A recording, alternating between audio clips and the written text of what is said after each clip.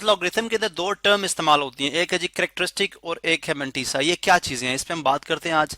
देखिए, जब हमने लॉग की डेफिनेशन बयान की थी तो हमने बात की थी जी कि लेट से हम सिंपली कहते हैं जी log is the opposite of exponent, is the reverse of exponent. चलें इस तरह करें, log is the reverse of exponent. अब ये क्या मतलब हुआ इससे, यानी अगर आप सिंपली देखें कि हम कहते हैं let's say exponent is the shortest short hand of multiplication, 4 raise to power 3 is equal to 64। इसी तरह से आप कहते हैं जी 10 raise to power 3 is equal to 1000। ठीक है, यहां तक हमें बात समझ आती है। अब यहां से एक और इंटरेस्टिंग जो बात है वो ये है कि ये तो स्ट्रेट नंबर्स है, यानी अगर आप इसको लॉग फॉर्म में लिख देंगे तो आप बोलेंगे जी कि लॉग ऑफ, यानी मैं अगर यहाँ पे इसको लिख दूं तो मैं लिख दूंगा जी कि log of 1000 to the base 10 is equal to 3। ये तो सिंपली मैंने लिख दिया। अब ये होता कैसे, यानी कैसे हमने लिखा कि 1000 की जो का जो एक्सपोनेंट होगा वो 3 होगा। यानी लॉग में हम कहते हैं जी कि 10 की किस पार्ट के लिए आपके पास जो है वो 1000 आंसर आएगा, 10 को एक्सपोनेंट क्या होगा। अब ये बेसिकली हम लॉगरिथम से फाइंड आउट करते हैं। अब इसके दो पार्ट होते हैं, जो आपके पास एक्सपोनेंट आता है उसके दो पार्ट होते हैं। यानी सम टाइम अगर आप देखें, जैसे मैंने एग्जांपल, अगर मैं चलें 120 की एग्जांपल ले लेता हूं। सबसे पहले हम एग्जांपल लेते हैं, मैं कहता हूं जी कि लेट से हम कर रहे हैं लॉग ऑफ 120 का लॉग क्या होगा। हम बड़ा सिंपली इसको अंडरस्टैंड करते हैं विद बेस 10। ठीक है, विद बेस 10, ये लॉग ऑफ 120 विद बेस 10 क्या होगा। हमने देखा जी कि हम अगर इसको चलें 120 इज इक्वल टू, मैं लिखता हूँ 120 is equal to 10 multiply by 10, because base हमने 10 रखनी है इसलिए मैं 10 से कर रहा हूँ।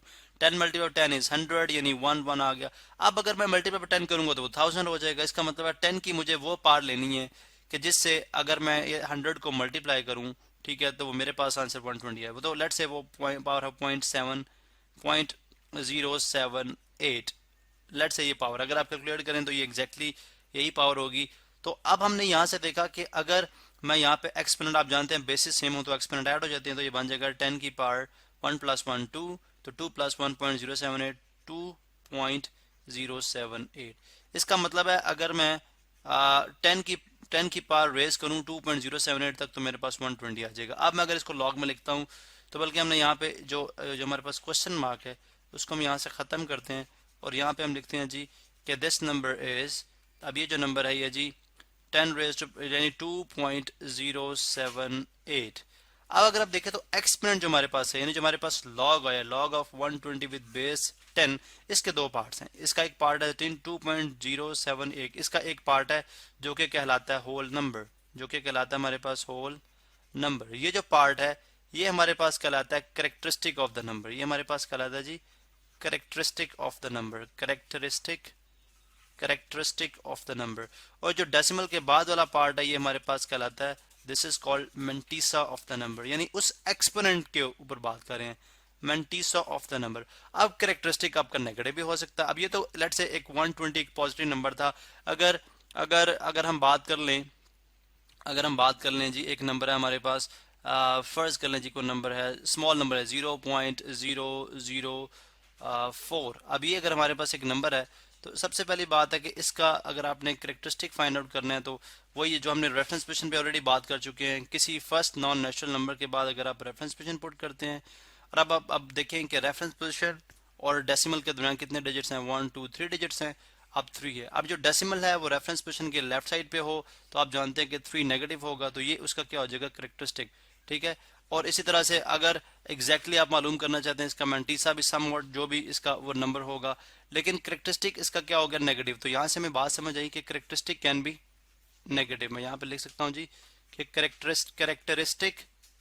Characteristic can be negative, characteristic negative भी हो सकता है। इसी तरह से हम ये भी बात करते हैं जी कि अगर करेक्टरिस्टिक मालूम करना है या मेंटीसा करेक्टरिस्टिक मालूम करना चाह रहे हैं तो करेक्टरिस्टिक मालूम करने का एक तरीका ये भी है कि जब गिवन नंबर को साइंटिफिक नोटेशन में लिखते हैं, आप साइंटिफिक नोटेशन क्या, जैसे 120 है, अभी 120 की ही बात करते हैं। अगर मैं 120 को साइंटिफिक नोटेशन में लिखूं, मुझे इस तरह से लिखना होगा b multiply by 10 raise to power n, where b should be like b की जो वैल्यू है वो 1 से लेके आपकी 9 तक होनी चाहिए। इससे यानी ये नेचुरल नंबर से लेस देन 10 होना चाहिए। अब आप करते हैं फर्स्ट नेचुरल नंबर आपका 1 है, तो आपने 1 के बाद यहाँ पे यानी आपने पॉइंट को शिफ्ट किया, यानी ये जो आपके पास डेसिमल 120 के बाद है इसको आपने शिफ्ट किया यहाँ तक, तो ये आ गया 1.2 मल्टीप्लाई बाय 1.20 कर ले, 1.20 मल्टीप्लाई बाय, अब आप देखें 10 रेज़ टू पावर कितनी है आपने, अगर डेसिमल आपका जो है वो लेफ्ट साइड पे शिफ्ट कर जाए, लेफ्ट साइड पे शिफ्ट कर जाए तो आपकी पावर पॉजिटिव होगी, और कितनी पॉजिटिव होगी, जितने उन दो डेसिमल के दरमियान डिजिट्स होंगे 1 2। तो इस पे डिटेल लेक्चर्स मौजूद हैं। 1.20 इंटू 10 रेज टू पावर 2, तो जो 10 की पावर आती है, जो 10 का एक्सपोनेंट होगा, ठीक है, साइंटिफिक नोटेशन में वो करेक्टरिस्टिक कहलाएगा। एक तरीका तो आपके पास ये भी है करेक्टरिस्टिक फाइंड आउट करने का। अब इसमें भी देखें तो बेसिकली वो यही बात बता रहा है कि जो 10 बेस, जो कि आप कॉमन लॉगरिथम के अंदर बेस रखते हैं 10, ठीक है, वो बेस अगर आपके पास जो है उसकी पार्ट देखी जाती है कि कितने टाइम है वो आपके पास, 10 रेज़ टू पावर 10 आपको पता ही 10 मल्टीप्लाई बाय 10 आपको 100 दे देता है। तो यहाँ तक तो आपके पास एक जो है वो नंबर आ जाता है जो कि एग्जैक्ट नंबर है 100, लेकिन 10 की पावर 20 पे आप कोई होल नंबर नहीं ले सकते, यानी मजीद इसको 120 तक ले जाने के लिए आप 100 को 10 की किसी होल नंबर पार्ट से मल्टीप्लाई नहीं करेंगे, बल्कि आप किसी फ्रैक्शनल पार्ट से मल्टीप्लाई करके आप इसको जो है वो 120 तक लेके जाते हैं। तो इसका मतलब है कि जो करेक्टरिस्टिक है वो तो आपका जो है by converting the number into scientific notation, यानी उस नंबर को साइंटिफिक नोटेशन में कन्वर्ट करने से आ जाता है, लेकिन जो जो फ्रैक्शनल पार्ट है जो कि मेंटीसा है वो आप फाइंड आउट करते हैं बाय यूजिंग लॉगरिथमिक टेबल।